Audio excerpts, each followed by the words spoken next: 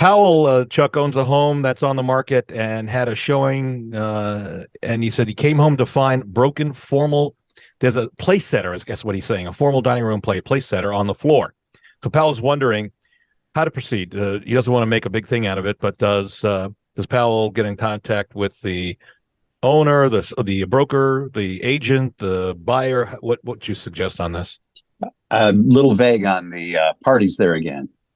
So Powell owns a home. It's on the market. He owns the home. Owns Okay. the home, comes home. This place setter is on the floor in pieces.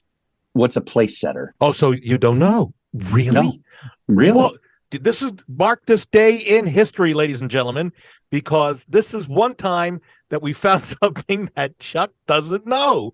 Well, you go ask Sherry what up. No, it's place setter is a formal fancy plate that's put down before you put a dining table type of plate on top of it. Or like at the fancy restaurants where you have a charger. A charger. I call it a charger. Place setter. Okay. Yeah. So maybe you don't. And that's on the floor broken. Yeah, it's on. And he thinks that one of the people that went through looking at the house knocked it over. Yeah, I'd get in touch with the agent and say, hey, your people broke something. They really probably ought to make it good.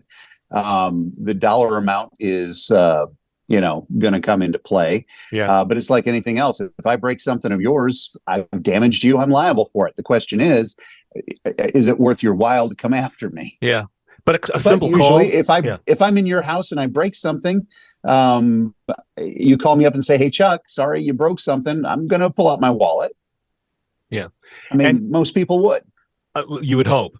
In this case, Powell, what I would tell you is call your agent. Your agent's going to call the buyer's agent and say, hey, here's the situation. And even the buyer's agent could come out of pocket to reimburse you for the place setter or whatever you want to call it, right? That thing that now Chuck knows.